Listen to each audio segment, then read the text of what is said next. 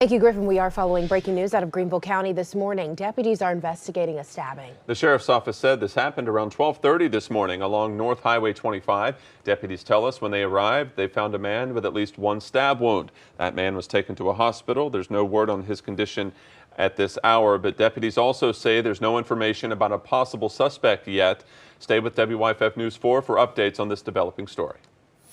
And also new this morning, the Asheville Police Department is asking for your help in finding a man wanted on multiple charges. Police say 38-year-old Jared Maurice Hatches wanted for a stolen gun, larceny of a motor vehicle, and 4 probation violations. He weighs 150 pounds and has brown hair and blue eyes. Police say if anyone sees Hatch, be cautious. He's known to be armed. If you have any information, call the Asheville Police Department. In Greenville County, deputies say a body was found just before 5:45 last night behind businesses on Wade Hampton Boulevard. The businesses are part of Wade Hampton Commons. The coroner has identified the man as 36-year-old Walker Corey Boyd. He says Boyd had no injuries and there's no suspicions of foul play at this time. Meanwhile, a 5-year-old has been shot and killed in a drive-by. According to the Jasper County Sheriff's Office, deputies tell us DeAndre Robinson was inside a home and was hit by gunfire. He was taken to the hospital where he later died. His mother says the little boy was jumping on the bed and watching TV when he was hit. It happened Tuesday. Deputies are still searching for the person responsible. Johnson & Johnson says its booster dose protects people against severe illness from the COVID Omicron variant. J&J says their study from South Africa showed vaccine effectiveness rose 84% 14 to 27 days after a booster shot. At 1 to 2 months post-booster, the effectiveness was 85%. The study was done while Omicron was circulating in South Africa.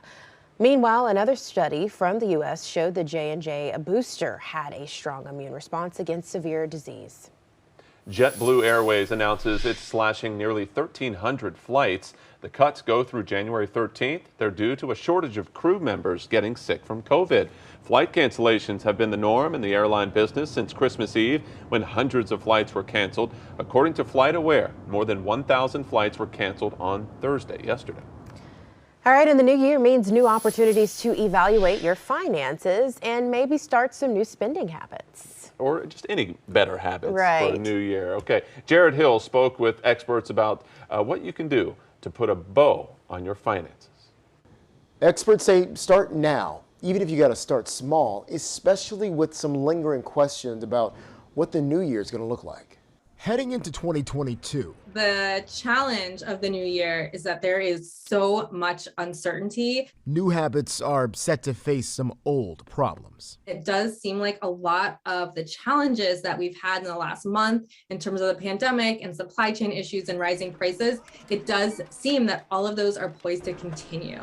Financial experts say there's no quick fix for managing finances in the new year. You don't want the snowball effect to come smack you in the face. But they do have some tips to start off strong. Preparing as much as possible in terms of setting money aside, acknowledging that prices and monthly bills may continue to rise. Really build up your savings right now, your short-term savings. If you're trying to figure out where to cut back, NerdWallet's Kimberly Palmer suggests pulling up your most recent debit and credit card statements. It's a really good time to just check and see maybe you can make adjustments, cut back on some subscriptions you signed up for, that kind of thing. With interest rates expected to rise, personal finance advisor Kiplinger says now is the time to assess any high interest rates you might already have.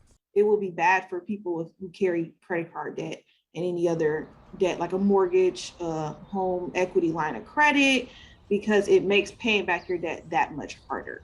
Both of these financial experts say the key to staying on track with the financial resolutions is to take baby steps.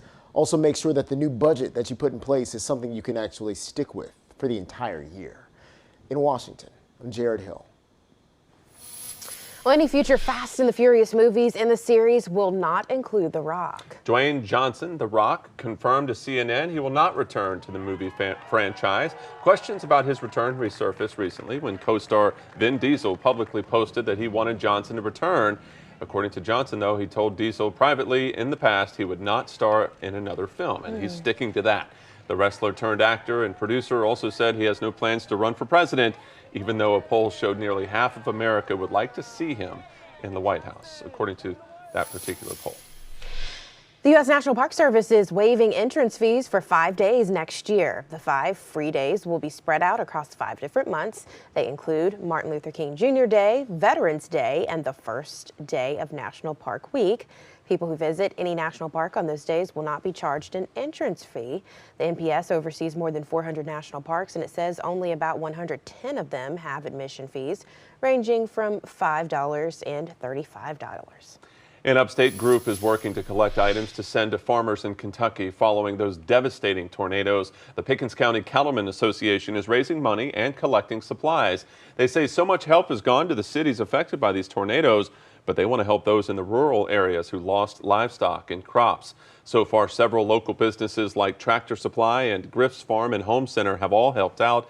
If you'd like to help out, you can drop off supplies or donations at this address, 961 Zion School Road in Easley.